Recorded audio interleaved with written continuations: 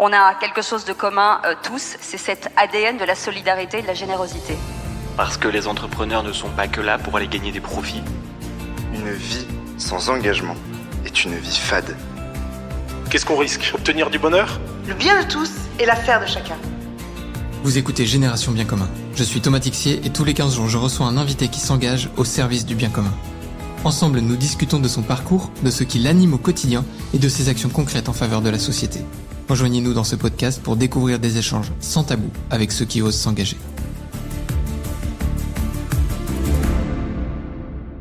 Bonjour chers amis et bienvenue sur ce nouvel épisode du podcast de la Nuit du Bien Commun. Aujourd'hui, nous allons découvrir l'histoire derrière le pitch de Laurence. Bonjour Laurence. Bonjour Thomas. Comment vas-tu ? Ça va bien, ça va bien. Bien arrivé ce matin, tu arrives de Rouen ? Oui, tout à fait. Voilà, un petit peu difficile sur Paris, mais rien d'étonnant. Merci en tout cas d'être venu jusqu'ici, d'être venu me voir. Je suis ravi de pouvoir parler ce matin des petits doudous du CHI Les Feugrets.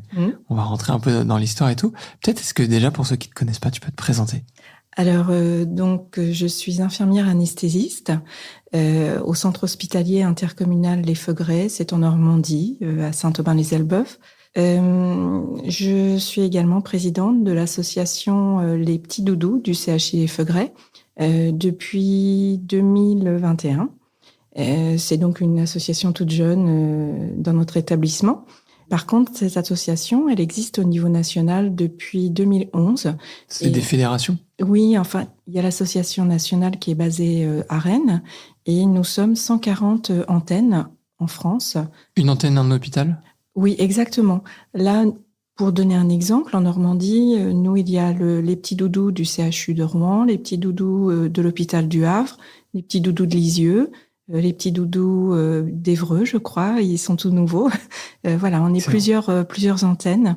Et en fait, chaque antenne travaille pour son établissement. Est-ce que tu peux nous dire un peu, du coup, on devine avec le nom un peu les petits doudous, mais concrètement, c'est quoi les petits doudous ? Alors, les petits doudous, c'est une association de soignants bénévoles et nous sommes tous engagés pour les enfants opérés.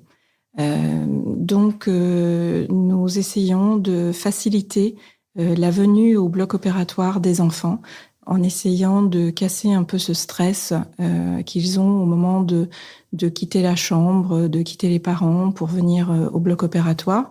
Et il y a les petites voitures électriques, il y a une tablette avec un jeu qui a été créé qui s'appelle Le Héros c'est toi, où l'enfant a les différentes étapes depuis sa chambre jusqu'à l'endormissement en salle d'intervention. Il a des petits jeux pour chaque étape de son parcours.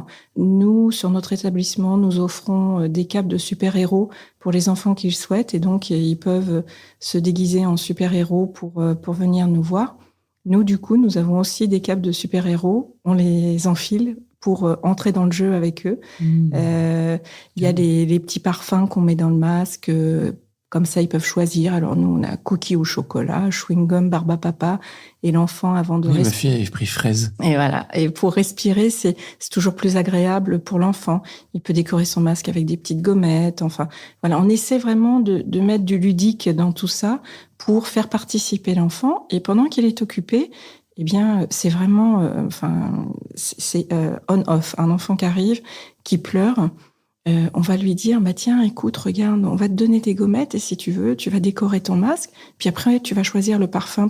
Hop, tout de suite, il s'arrête et hop, il part avec ses petites gommettes là à coller. Enfin, voilà, il a les mains occupées, il a l'esprit occupé et c'est parti. Et pourquoi il faut faire ça ? Alors, parce que c'est compliqué pour un enfant de quitter papa-maman, d'arriver dans un endroit qui est quand même un peu hostile, un peu froid.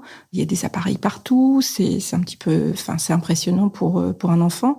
Et puis nous, on est aussi un peu déguisés avec notre tenue de bloc opératoire, nos chapeaux, nos masques.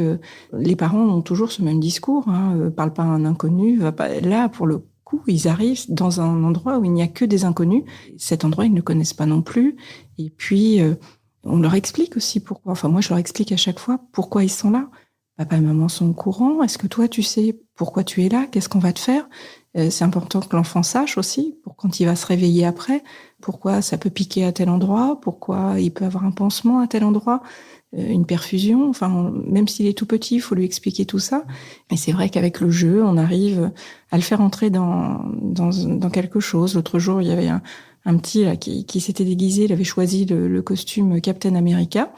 Donc, il est arrivé et en fait, on sentait qu'il avait une petite réticence pour respirer dans le masque. Et j'ai beau avoir 56 ans, je suis rentrée j'avais mis la cape de super-héros comme lui et je suis rentrée dans le jeu en mettant ma main devant la bouche et en lui faisant Captain America, allez, prêt pour le décollage. Alors, ma collègue le tenait pour qu'il reste assis parce qu'il voulait pas s'allonger et il a accepté de respirer dans le masque pour s'endormir en mimant le décollage dans la fusée. Alors, on le faisait bouger un petit peu, on faisait des bruits de fusée, tout ça. Et du coup, il s'est endormi comme ça. Moi, mon objectif, c'est de me dire, si l'enfant a besoin un jour de revenir nous voir, eh bien, ce sera sans crainte. Voilà, parce qu'il saura que on lui veut pas de mal, que ça se passe tranquillement, en jouant.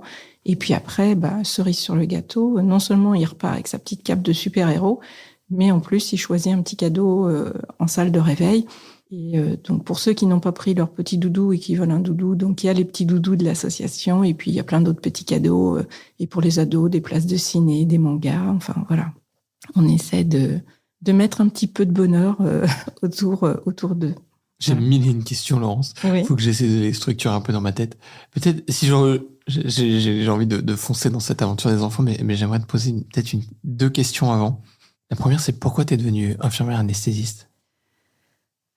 J'ai toujours eu ce désir. Moi, ça fait 34 ans là que je suis infirmière.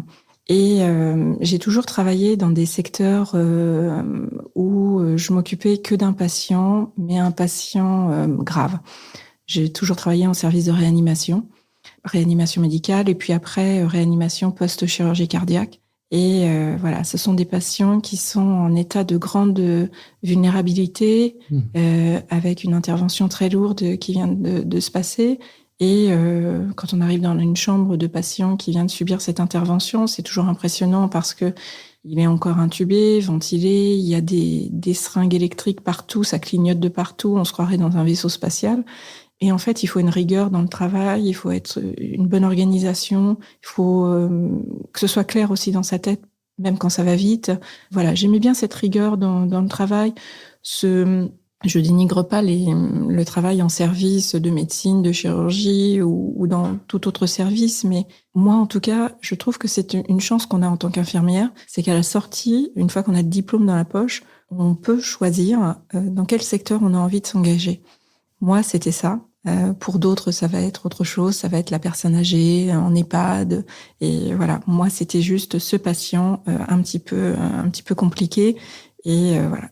Et tout naturellement, la plupart des infirmières anesthésistes viennent de réanimation parce que on retrouve un petit peu ça au bloc opératoire. Donc, quand on commence à avoir fait le tour, moi, il a fallu 10 ans pour que je fasse le tour en tant qu'infirmière de tout ça. Et puis, je me suis lancée, j'ai passé le concours pour refaire... Oui, parce que c'est un concours supplémentaire. T'as quand même, en même temps que tu bosses... Ouais. J'ai un copain qui l'a fait, du coup, j'ai un peu le parcours, je crois, en tête, mais tu m'arrêtes si je me trompe. Puis Alex, au passage, je t'embrasse. Donc, tu bosses au quotidien. Oui. Et en plus de ça, tu rajoutes des cours, tu rajoutes des examens, et qui sont loin d'être simples. Oui. Les phases de stage. Et ouais. Pour moi, ça a été... en fait, là, j'étais partie de réanimation pour aller en salle de réveil, au bloc opératoire, là où les patients se réveillent après l'intervention, ce qui est à peu près similaire. Hein. Là, pareil, un patient qui vient d'être opéré, qui est en phase de réveil, où tout est délicat. Et en fait, il y avait cette année-là, sur le CHU de Rouen, 10 infirmières anesthésistes qui sortaient de l'école.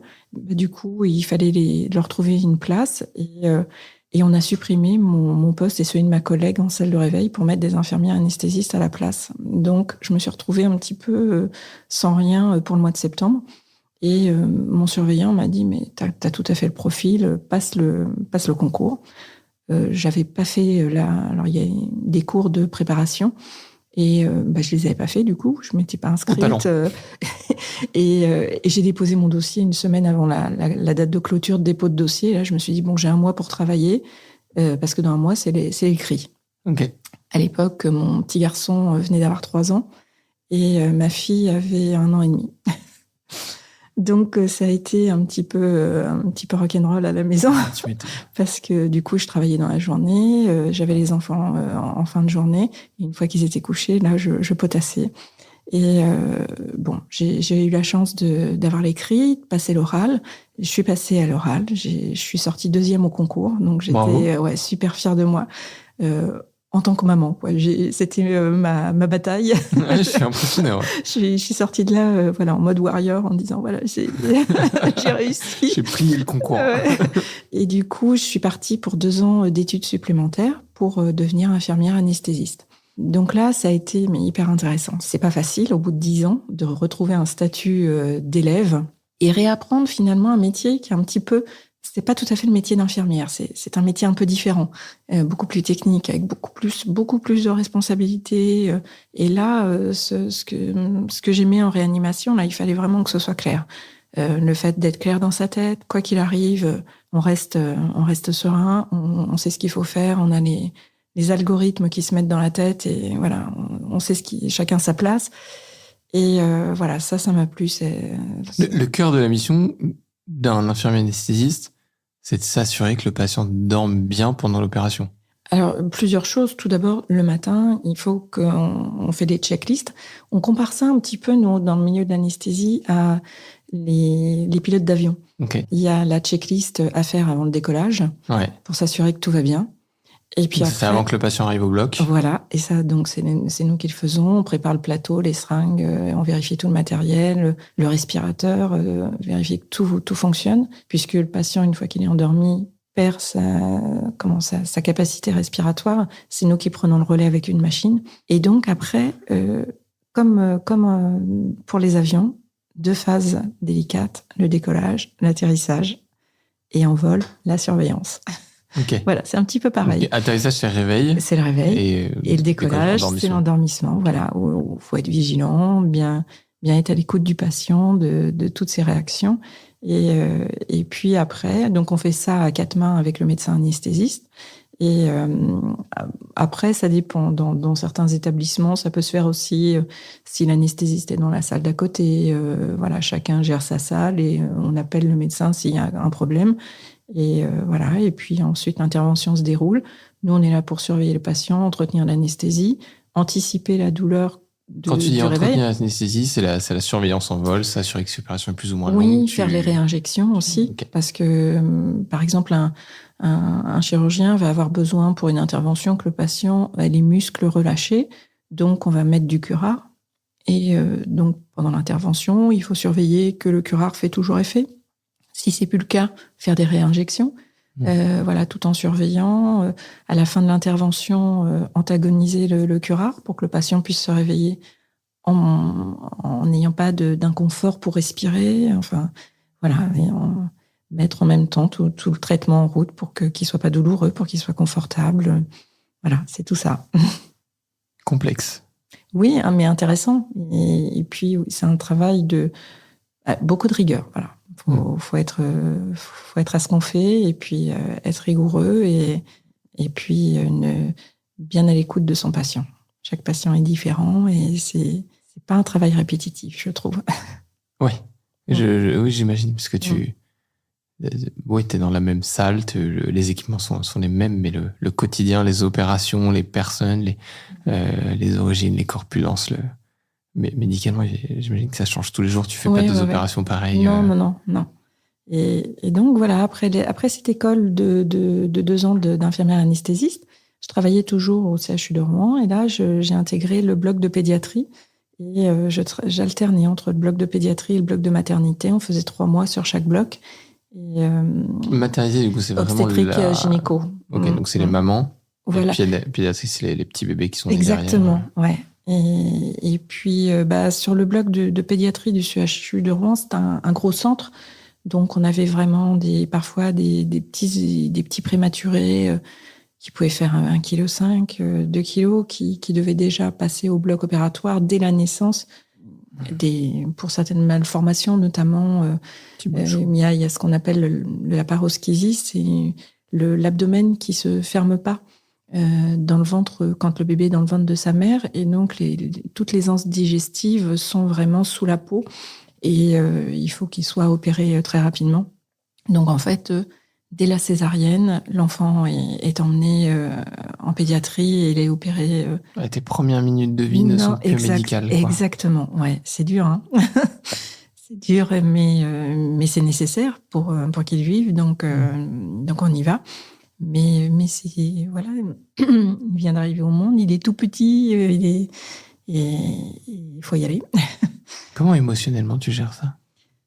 Ça n'a jamais été difficile. Moi, c'est un stage que j'appréhendais quand j'ai fait mon école d'infirmière anesthésiste parce que j'étais jeune maman et je me suis dit, je vais absorber tout ce qui va me tomber dessus et ça va me suivre à la maison. Et puis, en fait, pas du tout. J'ai été très surprise parce que je me suis dit, au contraire, il y a tout à faire. C'est hyper intéressant et je vais m'en occuper comme moi, j'aimerais qu'on s'occupe de mes enfants. Voilà. C'est que j'ai abordé mon travail comme ça. Et plus d'une fois, je disais à mes collègues, c'est dommage qu'il n'y a pas de caméra au bloc opératoire ou en salle de réveil pour que les parents puissent nous voir et voir leur enfant. Parce qu'on avait cette chance, il y avait une rotation sur chaque salle d'intervention. Et du coup, on était 2 infirmières anesthésistes par salle. Et on avait ce temps pour réveiller tranquillement notre patient en salle de réveil avec les infirmières. Et quand le petit pleurait, invariablement, on avait le temps, donc on se mettait dans un fauteuil, et on le prenait dans les bras, on le câlinait, il s'endormait sur nous, dans nos bras, sur notre épaule. C'est des moments merveilleux, ça. Oui, voilà. Et l'autre jour, c'est ce que je disais. Mon mari, à un moment donné, se posait la question pour 3 enfants. Bon, avec mon travail, moi, ça me semblait un peu compliqué, le sien aussi. Mais moi, mon 3e, je l'ai eu à mon travail. Tous les petits dont je me suis occupée, ça a été eux, mon 3e. C'est toujours ce que tu dis. Ouais. Mais après, je pense qu'on est beaucoup comme ça. On va pas travailler dans ces services-là par hasard. C'est un choix. Et quand on fait ce choix, c'est parce qu'on a envie de les aider à traverser ce petit moment compliqué de leur existence qui est le passage au bloc opératoire. Et c'est pas marrant. Et puis pour certains, moi je me souviens à Charnicole, on en avait les brûlures, notamment les pansements de brûlés, des accidents domestiques, c'est très très fréquent chez les enfants. Et il y avait eu des enfants qui avaient des brûlures très graves avec notamment les mugs ou les théières qui se renversent, les bouilloires d'eau qui se renversent en voulant l'attraper. Et du coup, ils sont brûlés. Et ces enfants-là, on les voit 1 jour sur 2 pour les pansements sous anesthésie générale. Donc, pour eux, c'est lourd. Et il y a tout à faire pour que, quand il arrive, qu'il soit pas en pleurs, en angoisse, parce qu'il a peur, parce qu'il a peur d'avoir mal, il faut tout faire pour qu'il vienne nous voir presque avec la banane. et ça arrive, on y arrive. Moi, je me souviens d'un petit, il était pourtant pas bien grand, ce petit loulou, et quand on le voyait tous les 2 jours, alors on le faisait participer, on lui donnait les petits autocollants là pour se coller sur la poitrine, pour surveiller son cœur. Il les collait lui-même, il savait très bien ce qui l'attendait. Il participait à la mise en place du matériel de surveillance, et sont détendus, quoi. Parce que je pense qu'on avait réussi à gagner sa confiance et il savait qu'on n'allait pas lui faire de mal, que c'était... Et puis j'imagine que cet état d'esprit dans lequel tu arrives à le mettre, ça a un impact direct sur sa rémission derrière. J'aime le croire en tout cas. Et surtout sur sa façon de venir à l'hôpital. Et moi je crois que c'est important que l'enfant voit pas l'hôpital comme un endroit hostile. Et on est tous là pour les aider, quelle que soit leur histoire, leur maladie, leur pathologie. Et ça, il faut ils sont petits, mais il faut qu'ils comprennent ou qu'ils le sentent en tout cas. Mais je pense que c'est très fort, tu vois. Moi, j'ai l'image du dentiste. Aujourd'hui, quand j'emmène mes enfants chez le dentiste, il faut aller chez un dentiste pédiatrique, il y a des dessins animés, il y a des jeux, machin. Et donc, je me réalise qu'aujourd'hui, mes enfants n'ont pas spécialement d'appréhension du dentiste, alors que à 34 ans, je déteste y aller. Pour moi, c'est vraiment le truc de la plaie, ça va faire mal, ça va être dans le bouche, je vais avoir la bouche. Et en fait, je pense que t'as raison. Derrière aussi, c'est le rapport aux soins, c'est le rapport à notre corps. Et si dès petit, t'es traumatisé de ça, en fait, demain, tu vas pas chez le médecin pour te soigner. Donc, quand tu finis par arriver aux urgences beaucoup plus graves. Exactement. Tu vas mettre plus de temps à faire confiance aussi au corps médical. Et ça joue profondément. Tout à l'heure, tu as dit quelque chose qui m'a interpellé. Tu as dit, l'association les Petits Doudous, ce sont des infirmiers bénévoles. Pourquoi est-ce que ça se structure en association et pourquoi est-ce que tu insistes sur ce terme d'infirmiers bénévoles qui font ça? Pourquoi est-ce que c'est pas installé? Je peux comprendre que ça arrive par le biais d'une association, vu les problématiques aujourd'hui, notamment de financement dans les hôpitaux. Mais pourquoi une fois que la volonté est là et que les financements sont là via des dons privés, ça c'est pas normal. Et si tu m'autorises le terme obligatoire dans le service de dire bah voilà, boum, maintenant qu'on a réussi par les dons privés à faire ça, on vous demande en tant qu'infirmier, voilà, notamment avec les enfants, d'avoir cette particularité. Alors après, c'est s'investir dans l'association, créer l'association, ça c'est très chronophage et comme toute association. Mais après, une fois que c'est... T'as quand même une particularité, tu l'as fait dans ton métier, quoi. Oui. La plupart des gens, quand on est engagé dans une association, il y a 9h, 18h, je suis au bureau, puis 18h, la vie associative démarre, toi. Toi, t'arrives, c'était 9h, déjà, bon, sur les horaires, on n'est pas sur du 9h, 18h, mais t'arrives, tu fais boulot association complètement croisé, quoi. Oui. Alors après, c'est croisé dans ma pratique. Ouais. Après, pour tout le reste, c'est à côté. Voilà, c'est à côté de toute façon. Mais après, t'as pas du tout de temps dégagé par l'hôpital un peu pour très très peu. Ça, peut-être 3 journées par an, quelque chose comme ça. C'est une problématique de planning, de culture, de... Non, planning, manque de personnel, c'est pas possible. Donc ça c'est compliqué et il faut après que ce soit une vraie volonté de s'investir parce qu'on sait qu'on va y passer beaucoup de temps. Mais moi, ça ne me dérange pas. C'était dans ma tête, c'était clair dès le début que ça allait se passer comme ça. Donc, mais après, on embarque les gens avec nous aussi. Hein. Moi, en 2021, quand on s'est lancé pour l'association, j'ai demandé à mes collègues pour savoir qui était prête à me suivre dans le projet. Il me fallait une trésorière, il me fallait une secrétaire, et puis 2-3 personnes qui étaient dispo pour dire ok, on y va, on te suit. Et une fois que j'ai eu ces 5 personnes là qui me suivaient, je suis allée, j'ai déposé le dossier en préfecture et on a foncé et on l'a fait.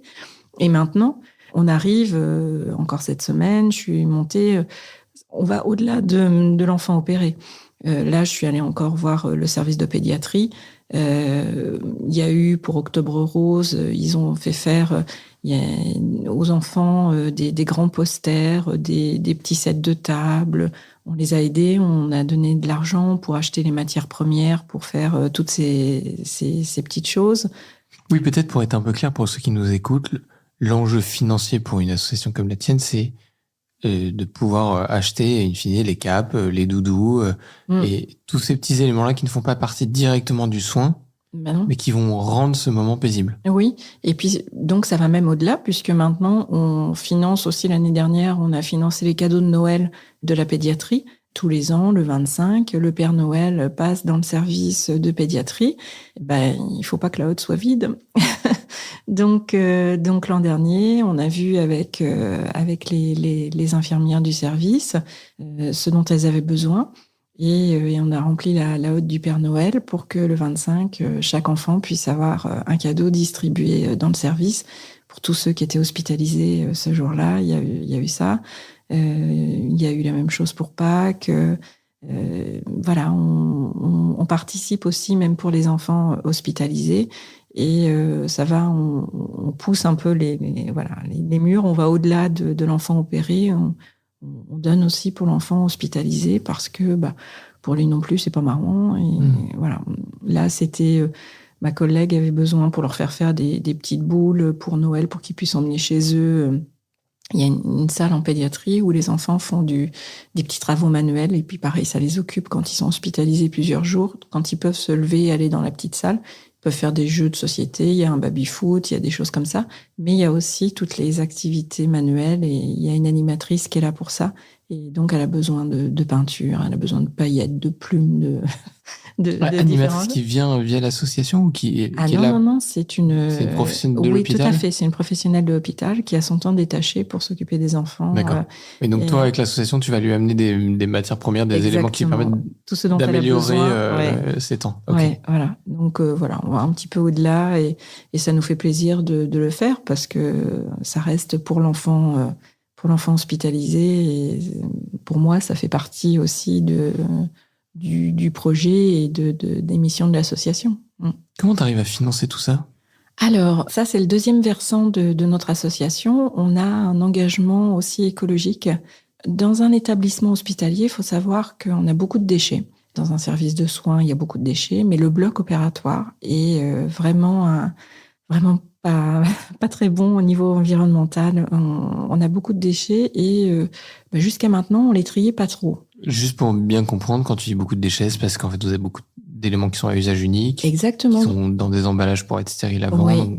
Donc... Depuis le Creutzfeldt-Jacob, en fait, tout ce qui était avant réutilisable est passé à usage unique.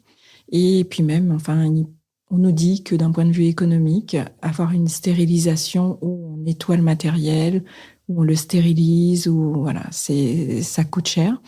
Et bizarrement, ça coûte moins cher d'acheter et de jeter. Donc, c'est un peu compliqué d'entendre ça de nos jours, mais c'est comme ça. Oui, on se dit qu'il y a un petit changement culturel qui doit s'opérer sur certaines choses. Donc, il y a beaucoup d'usages uniques. Donc, nous, au sein du bloc, là, on est en train de travailler pour avoir le label Green Block, parce que grâce à l'asso Les Petits Doudous, on a mis en place beaucoup de recyclage. Alors, on continue avec les petits bouchons plastiques pour l'association 276, qui les récupèrent. Et puis là, je crois que je lisais un article l'autre jour, ils sont vraiment à la peine parce que maintenant que les bouchons sont attachés aux bouteilles, ils ont moins de bouchons qu'avant. Donc, pour acheter les fauteuils pour les personnes en situation de handicap, c'est de plus en plus compliqué. Donc, nous, on leur donne toujours nos bouchons. Et puis, on a d'autres petites choses, des plateaux en plastique et puis des petits supports de masque laryngé. C'est un petit dispositif qu'on met dans la gorge du patient pour l'aider à respirer. Donc, tout ça, on le met de côté, c'est pour eux. Là, on trie le papier aussi. Ça évite de mettre le papier à la poubelle et ça le recycle. Et puis nous, les petits doudous, on récupère tout ce qui est métallique. Donc, les câbles électriques, et il y en a beaucoup, parce que maintenant, il y a des appareils qui sont vraiment très techniques. Je ne sais pas si ça va vous parler, mais quand on opère quelqu'un, il y a le bistouri pour inciser. Et puis après, quand on avance et qu'on touche à l'organe qu'on veut opérer, avant, c'était toujours ce petit bistouri, voilà. Et puis, il y avait le bistouri électrique pour coaguler et tout ça. Maintenant, il y a des pinces qui sont hyper bien. On met la pince, ça coupe, ça coagule, ça agrafe. Voilà. Et 3 en 1, quoi. Voilà, 3 en 1, magique, jetable. Donc, comme il faut brancher cette pince à un générateur, pour amener l'électricité dans la pince, et du coup, en même temps que la pince, le câble est jeté aussi. Donc nous, on coupe le câble, on le désinfecte et on le récupère. Les emballages de fils de suture, c'est en aluminium. Donc, on récupère les emballages de fils de suture pour l'aluminium. Les lames d'intubation, quand on intube un patient pour prendre la suite pour sa respiration pendant l'intervention, ce sont des lames en inox. Et du coup, ça, c'était jeté aussi avant. Et tous les jours, il y a 8 salles. On a, dans notre établissement, une bonne 50aine de patients qui passent au bloc tous les jours. Ils sont peut-être pas tous intubés, mais ça veut dire qu'il y avait au moins 40 lames inox qui partaient à la poubelle tous les jours. Donc là, maintenant, on les décontamine, on les fait sécher, on retire la fibre optique et on les recycle. Donc, pour l'établissement, c'est aussi... un poids de déchets en moins, parce que ça fait partie de ce que l'établissement a à payer, c'est l'enlèvement et la destruction des déchets hospitaliers, et ça coûte très cher. Donc nous, on enlève du poids de déchets à traiter, donc on fait faire des économies à l'établissement, et en contrepartie, l'établissement nous autorise à récupérer ce matériel, on le vend à un ferrailleur, et ça nous donne un petit peu d'argent pour l'association. Alors, c'est pas mal, parce qu'au premier abord, je me disais... J'attendais la fin de ton histoire. Il y a quand même un côté rageant de dire il y a une association d'infirmiers qui sont payés au quotidien par l'hôpital pour faire leur job, qui se retrouvent à faire un truc que l'hôpital fait pas. Mais in fine, je trouve que même si le modèle est clairement pas optimal, j'aime cette intuition d'avoir créé quelque chose de vertueux là où... Moi, je suis vraiment de cette école de dire, il y a un moment, ok, il y a des trucs qui tournent pas rond, tu peux passer ta journée à râler, ou tu peux dire, allez, je me remonte les manches et je fais ce truc à mon échelle, à côté de chez moi, parce que c'est comme ça que ça va changer, quoi. Et je trouve que là, vous avez créé un sacré cercle vertueux, en fait, in fine. Oui, et puis il y a plein de gens qui ont envie de nous suivre. On a commencé, du coup, puisqu'on ramassait l'aluminium pour les emballages de fils de suture, la secrétaire de l'association, là, est médecin anesthésiste réanimateur. Et donc, le midi, elle va manger à l'internat. Et elle me dit, tu sais, à l'internat, il y a beaucoup de canettes et on les jette à la poubelle. Donc, on a acheté un compacteur de canettes et on récupère les canettes de l'internat qu'on va porter aussi chez le ferrailleur. Et puis, du coup, les canettes ne sont plus jetées. Il faut savoir que l'aluminium, c'est recyclable à l'infini. C'est un gâchis de jeter ça à la poubelle. Et là, on est plus vertueux. Et puis en même temps, ça ramène un petit peu de sous pour l'asso. L'établissement est basé sur 2 secteurs. J'ai eu 2 messages d'infirmières qui sont sur le secteur de Louviers. C'est pour les personnes âgées, c'est l'EHPAD. Et comme souvent, il y a des troubles de déglutition chez la personne âgée. On leur donne à boire de l'eau pétillante. Parce que le fait d'avoir les petites bulles qui pétillent sur la langue, ça donne le réflexe de déglutition et ça évite de faire des fausses routes et de s'étouffer en buvant un verre d'eau. Donc, on favorise l'eau pétillante pour les patients qui ont des troubles de déglutition. Mais du coup, toutes ces petites canettes vertes, là, bien connues, eh bien, elles étaient jetées à la poubelle. Les filles m'ont contactée et m'ont dit, mais on a appris que vous gardiez le métal et tout, donc ça y est, elles recyclent les canettes. Excellent. Et elles vont les porter chez le ferrailleur et ça revient à l'asso. Donc, voilà. Et ça, in fine, dans ton budget de fonctionnement, ça représente quoi comme part? C'est-à-dire? Quand les dons que tu vas récupérer via ces phases de recyclage. Oui. Et tout ce dont tu as besoin pour faire tourner l'association des petits doudous. T'es à 50%, 30%, 100%? Oh non, pas 50%, non, un petit peu moins. Ouais. Donc c'est quand même une vraie part significative, mais t'as encore du boulot à faire à côté pour compléter, quoi. Oui. Alors après, il y a tout ce qu'on fait sur notre temps libre. Là, par exemple, la semaine prochaine, je vais sur le site de Louviers. Il y a le marché des créateurs et donc je vais aller tenir un stand pour toujours donner de l'information, expliquer aux gens qui on est, ce qu'on fait. Et puis, on vend des petits doudous, des tours de cou, des stylos, des choses comme ça. Et puis ça amène aussi de l'argent pour l'association. Au mois de décembre, on va faire 2 marchés de Noël. La ville de Rouen nous prête, ils ont un chalet solidaire sur le marché de Noël, place de la cathédrale. Et donc, on va aller une journée sur le marché de Noël. L'année dernière, on avait fait 2 jours. Et là, cette année, on a proposé à nos collègues de Rouen de faire une journée, et puis nous, une deuxième journée. Le lendemain, on va près d'une bourse, c'est dans la campagne au-dessus d'Elbeuf. On va aller faire un marché de Noël également. Voilà, on fait des petites ventes comme ça. Nous, ce qui nous a propulsé au niveau de notre association, parce que au début, c'est compliqué, et c'était vraiment dur de trouver le financement, de chaque sou, chaque euro, chaque centime était compté pour pouvoir acheter des jouets pour les enfants. Ce qui nous a vraiment aidé et fait décoller, c'était l'Armada de Rouen, qui est une grande manifestation avec les voiliers qui viennent sur la ville de Rouen. Et on avait fait une demande et on a eu la chance que ce soit accordé. On a eu un chalet qui nous a été prêté sur le village des associations pendant toute la durée de l'Armada. Donc là, on a appelé les copains de toute la Normandie en disant voilà, c'est trop pour nous. Donc, est-ce que ça vous intéresse de faire partie de l'aventure? Donc, on a partagé ça avec les petits doudous de Rouen, les petits doudous de Lisieux et puis les petits doudous du Havre. Et donc, on a fait, je crois, 3 à 4 jours chacun pour tenir le stand de l'Armada. Encore un grand merci et un grand bravo, c'est à tous ceux qui ont animé le stand dans la mascotte, parce qu'on a un costume de mascotte, un gros doudou rose. Et dans lequel était ton mari à la nuit du bien commun. Exactement. et là, sur les quais de Rouen, il faisait une chaleur, mais c'était vraiment, il a fait très beau, tant mieux. Mais du coup, dans la mascotte, c'était quand même très éprouvant. Et voilà, encore un grand bravo à tous ceux qui ont transpiré dans la mascotte. et là, c'était aussi un moment très émouvant, notamment le matin, parce que le matin, sur les quais, pour venir voir les bateaux, il y avait beaucoup de groupes scolaires, des enseignantes et puis des parents qui venaient avec les groupes d'enfants pour voir les bateaux.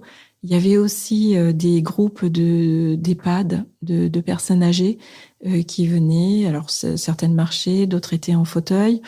Il y avait aussi des groupes avec des personnes en situation de handicap, plus ou moins jeunes, et qui venaient, et pareil, qui marchaient ou qui étaient en fauteuil roulant. Et en fait, la mascotte, mais c'était incroyable d'être dans la mascotte avec ces groupes-là qui passaient.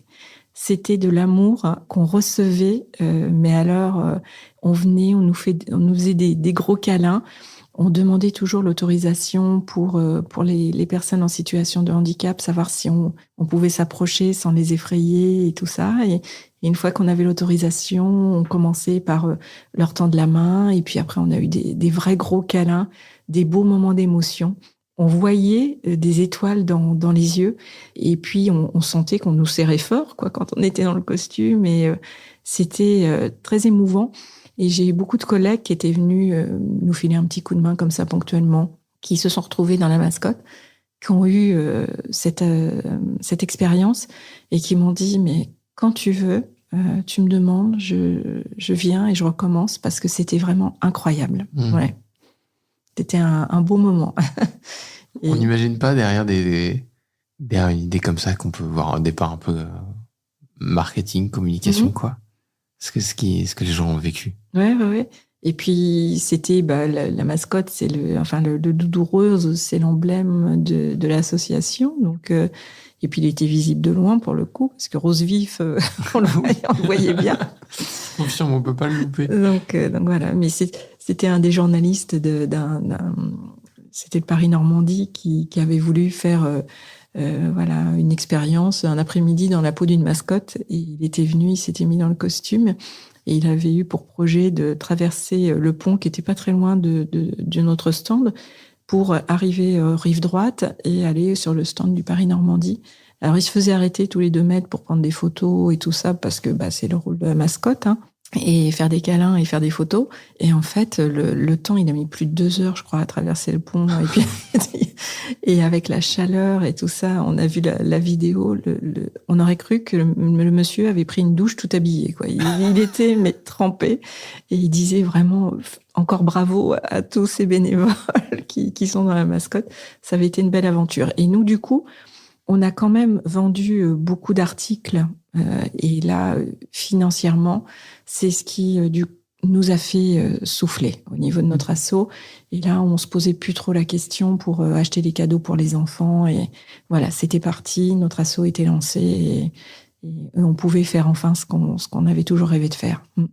C'est chouette. Merci en vrai à ceux qui ont permis cette opportunité que vous soyez sur les stands de l'Armada. Oui. Beaucoup de personnes nous ont suivis, des banques et puis des entreprises du coin qui nous ont suivis et tout mis bout à bout. Et puis l'Asso nationale aussi qui nous a aidés dans la gestion, dans l'organisation en amont, qui nous a avancé le stock et donné la possibilité après de renvoyer du stock qui n'avait pas été vendu. Du coup, on savait que financièrement, ça nous mettrait pas en grosse difficulté. Et voilà, tout était, c'était que du plus pour nous tous. Et ça a été une belle aventure, mais aussi pour nous le grand départ de notre association. Extra. C'est un beau terme, le grand départ, pour parler de l'Armada. Oui. La fédération aujourd'hui, tu trouves qu'elle est bien structurée, ça tourne bien, c'est facile pour vous les liens entre le local, national, c'est toujours un enjeu, je pense. Oui, non, tout se passe toujours très bien. Ouais. Ah, c'est cool. C'est beaucoup de bienveillance, beaucoup d'écoute. Ils sont nombreux au niveau national, du coup? À l'Asso national, là, ils ont quelques personnes qui sont rémunérées ou alors avec, je sais pas trop comment ça fonctionne, mais dans certaines entreprises, on a le droit en fin de carrière de s'engager pour une asso. Enfin, voilà, ils ont une secrétaire, ils ont une personne pour commander, pour faire les commandes, s'occuper du matériel. Donc, t'as quelques permanents. Il y a des permanents. Je sais que Nolwenn Fèvre, c'est l'infirmière anesthésiste qui a créé l'association en 2011. Je crois qu'elle est à mi-temps aussi sur son travail d'infirmière anesthésiste et à mi-temps pour pour gérer l'assaut. Bravo, parce que quand on voit ce que c'est devenu aujourd'hui, c'est un boulot. Oui, elle est incroyable. Hein, et le parrain de l'association, là, c'est le skipper Armel Tripon. Il avait un bateau qui était magnifique, un Ocean 50. Il naviguait avec une voile où c'était juste marqué les petits doudous et les doudous de couleur sur la voile de son bateau. Et voilà, il a fait quelques courses. Et c'était notre représentant, notre parrain. Et ça l'est toujours. Et là, ils ont mis un projet. Alors, ça fait plus d'1 an, je crois que c'est en route. L'Ocean 50 a été revendu. Et il va courir maintenant sur un IMOCA. Toujours dans ce projet de développement durable et d'écologie. La coque de l'IMOCA est faite en carbone recyclé des déchets de l'aéronautique. Les pièces d'accastillage en titane sont faites à partir de tout ce qui a été retiré aux patients, les petites plaques, les vis, en partie qui sont brossées, décontaminées, envoyées, et ça, on les fait fondre et on fait les pièces d'accastillage avec ça. Et en fait, je crois, ne pas dire de bêtises, hein, mais il me semble que ce sera le premier bateau déjà qui a été construit comme ça. Ouais. Il n'y aura pas de sponsor sur la voile parce que ce n'est que du mécénat. Et la voile, c'est un artiste la nouvelle voile qui l'a dessinée. Et ce ne sera que le doudou et l'association Les Petits Doudous qui vont figurer sur c'est sur chouette la de savoir voile. que les petits doudous sont dans ces belles courses de voile. Ouais. Et du coup, en 2028, prochain Vendée Globe, voilà, normalement, Armel Tripon devrait être sur le départ avec son IMOCA, les petits doudous, sa magnifique voile qui a été dessinée là par cet artiste. Je suis impressionné du virage que le Vendée Globe prend depuis quelques années déjà, enfin quelques éditions, parce que les années se comptent par 4 ans, ça va vite, mais sur le monde associatif. Ouais. Là, ils viennent de partir, là. On enregistre, on est le 15 novembre. C'est impressionnant quand même. Ah oui, je crois ces skippers qui s'engagent. Ils font déjà des choses. Il y en a pour le mécénat chirurgie cardiaque. Enfin, je crois qu'il y a déjà. Mais ils ont toujours des sponsors avec de la publicité et tout ça. Je crois que la grande nouveauté pour Armel, ça va être d'avoir un bateau construit un peu plus vertueux, un peu plus de respect au niveau écologique, puisque c'était des déchets de l'aéronautique. Et puis surtout, aucune publicité sur la voile. Voilà. Donc quotidien va se retrouver à faire le tour du monde. Voilà. C'est quand même impressionnant parfois ce qu'on vit dans le vide, non ? Oui. Et puis moi, les petits doudous, je trouve que c'est une belle aventure et je suis très heureuse d'en faire partie. Et c'est à tout point de vue le côté écologique me plaît énormément. Et puis, évidemment, le côté améliorer la prise en charge du patient, améliorer le soin, mettre du jeu dans le soin, moi, je trouve ça trop rigolo. Comme je le disais tout à l'heure, j'ai beau pas être toute jeune. Moi, maintenant, mes enfants, ils ont 28 ans, 26 ans. Enfin, ils sont grands et j'ai plus l'âge d'être mamie que tu as déjà des petits-enfants ? Que jeune maman, non, pas encore. Mais j'ai mes collègues avec qui je travaille, qui ont mon âge, beaucoup sont mamies. Donc j'ai plus l'âge d'être mamie qu'autre chose. Mais je prends beaucoup de plaisir à entrer dans le jeu avec les enfants et je trouve ça. Et puis ils sont tellement faciles en fait. C'est très simple de faire entrer un enfant dans le jeu. Il ne demande que ça. Donc, c'est toujours rigolo et puis plaisant et satisfaisant. Quand on a fait l'association, là, en 2021, on sortait du Covid. Et là, le Covid, pour nous, en tant que soignants, ça a été quelque chose de lourd, de dur. Chacun l'a vécu différemment, je pense. Pour moi, ça a été beaucoup de peur au début, la première vague. Quand je partais travailler, que j'étais toute seule sur la route, qu'il n'y avait personne. Oui, et puis en réa, tu étais au contact direct. Alors, nous, en fait, on avait gardé 2 salles d'intervention pour les patients qui devaient avoir une chirurgie en urgence. Ouais. On avait transformé une salle d'intervention en salle de réveil, et après, la salle de réveil était transformée en réanimation. Parce que la réanimation ne pouvait pas faire face à l'affluence. Les salles de réveil, c'est souvent des très grandes salles. Oui, et puis il y a des respirateurs. Ouais. Donc et t'as le matos qui est sur place. Voilà, on pouvait prendre en charge les patients, ventiler et tout ça. Donc on s'est retrouvés dans un secteur, on avait transformé la salle de réveil. Je me souviens, les gars du technique avaient mis une espèce de bâche avec une fermeture éclair. On se serait cru dans un film. Enfin, on mettait, le roi Merlin nous avait filé des combinaisons là pour les peintres, combinaisons complètes avec la cagoule. Voilà, on faisait des quarts de 12 heures. On avait 2 combinaisons pour les 12 heures, donc on avait une sortie autorisée pour faire pipi, boire, manger sur notre quart de 12 heures. Voilà. Un jour, il faudrait que des histoires sortent sur les vies de dingue. Non, mais c'était incroyable. Et moi, surtout, j'avais cette frayeur, c'est que mes enfants, au niveau de leurs études, c'était mis en pause. Ils sont revenus à la maison pour le confinement. Mon mari est médecin généraliste, donc lui, pareil, il était un peu au contact des patients et on avait cette frayeur d'amener le Covid à la maison et que nos enfants se retrouvent malades à cause de nous. Donc j'avais vraiment cette peur parce que je travaillais au contact de patients qui avaient le Covid et j'avais peur on savait pas trop encore comment quel traitement donner, quoi faire. Enfin, ouais, on est passé par des phases où on javelisait nos courses sur le pas de notre porte en se changeant, quoi. Exactement. Donc nous, on était un petit peu dans le flou quand même. On essayait de se protéger un maximum, mais c'était pas simple et j'ai vraiment eu peur et du coup, je me suis posé beaucoup de questions sur mon engagement, mon métier. Je me suis dit mais quand même quel métier à la noix là. Tout le monde est confiné à la maison. Certains le vivaient mal, mais moi, j'aurais aimé être confiné à la maison et pas avoir à sortir et à risquer de l'attraper. Et j'ai mal vécu ce moment. Je me suis sentie vulnérable. Et puis peur d'amener cette maladie au sein de mon foyer, à ma famille. Enfin, j'avais ma maman qui, pareil, était du coup, qui est plus âgée et je voulais surtout pas l'approcher parce que j'avais peur de lui donner la maladie. Enfin, non, c'était très compliqué. Et du coup, en sortant de là, j'étais un peu on va dire en crise de foi par rapport à ma profession. Et on a eu un changement de marché. On a laissé nos lames d'intubation en plastique pour passer aux lames inox. Et là, le projet a germé. J'ai dit aux filles, c'est trop bête de jeter ça à la poubelle. Vous voulez pas qu'on crée l'association? Voilà, quelques-unes m'ont suivi.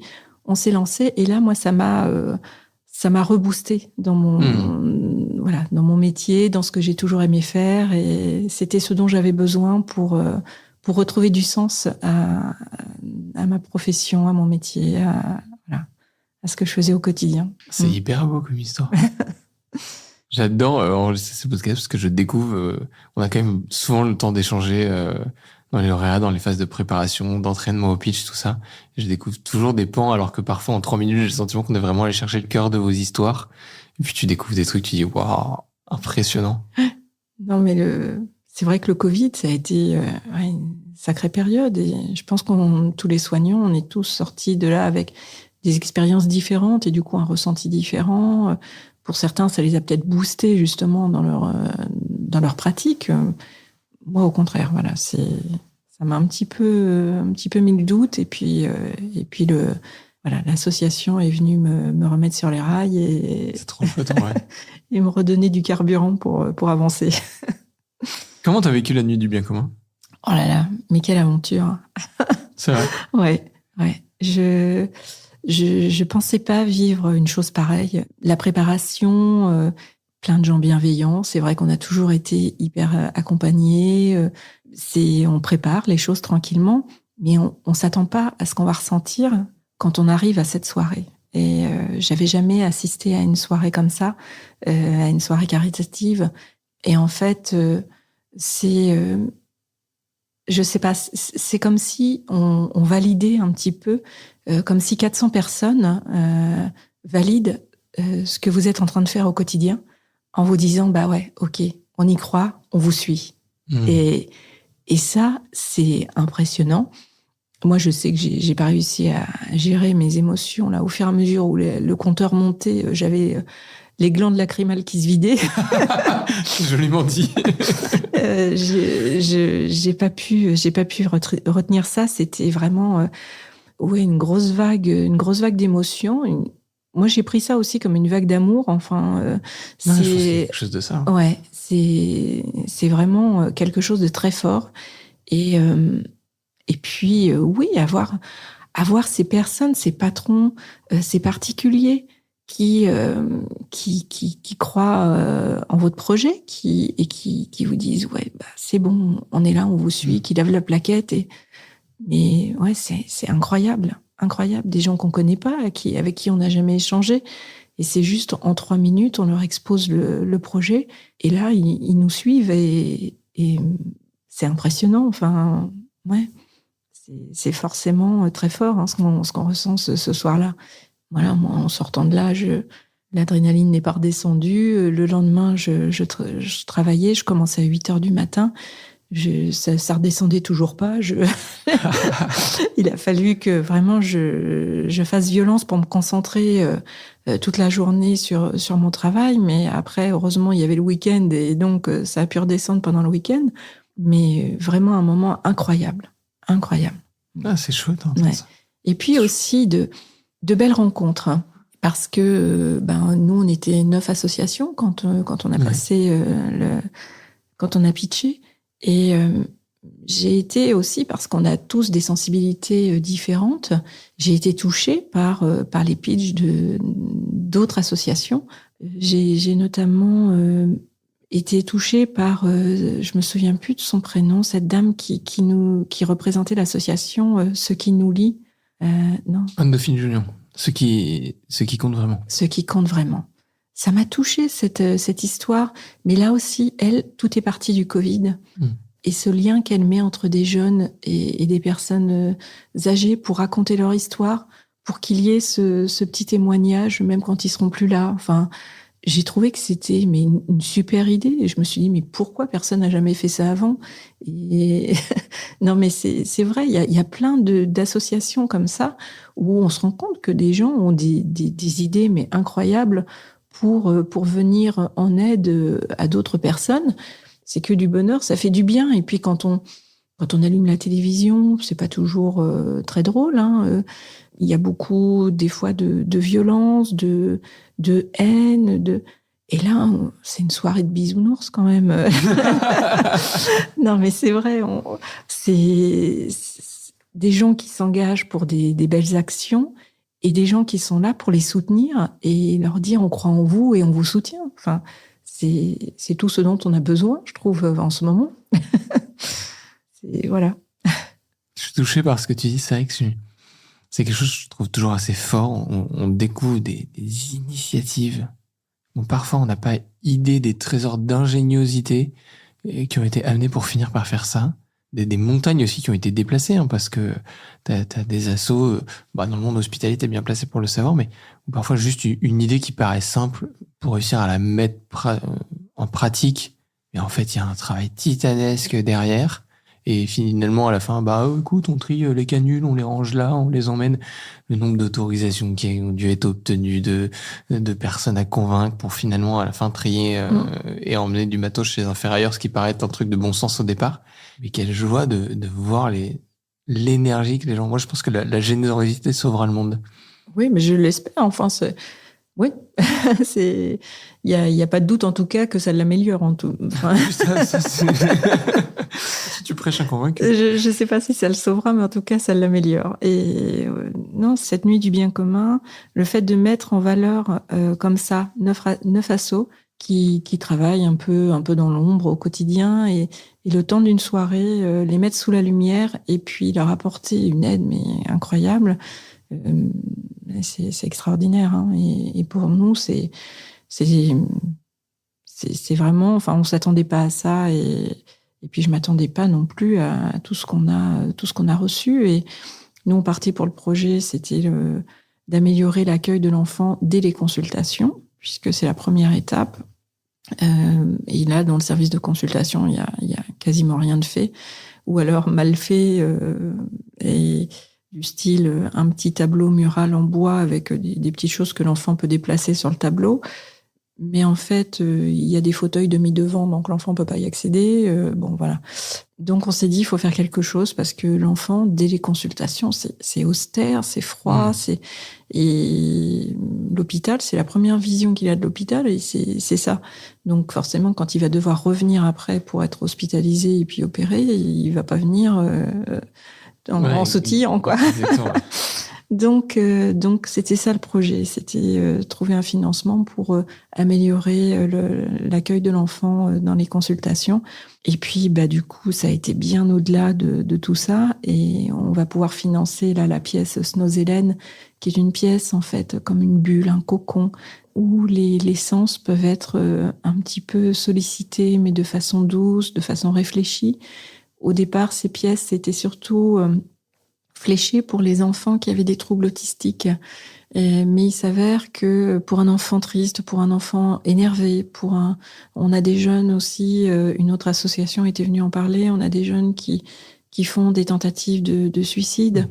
Voilà, ça va être une pièce ressource où l'enfant pourra trouver une bulle, un cocon, un apaisement. Et donc, on va pouvoir financer cette pièce-là sur la pédiatrie. On est très heureux de le faire parce que malheureusement, l'hôpital public ne peut pas financer tout ça. Il finance le matériel médical, il finance le personnel, mais il n'y a pas d'argent pour financer tout ça. Donc, ce sont les associations qui prennent le relais. Donc, après, comme tu disais tout à l'heure, c'est pas toujours simple. Là, il faut pas sauter les étapes. Donc on a eu rendez-vous avec le directeur. On a eu rendez-vous avec le directeur des services techniques. On a eu rendez-vous avec la surveillante de chaque service concerné.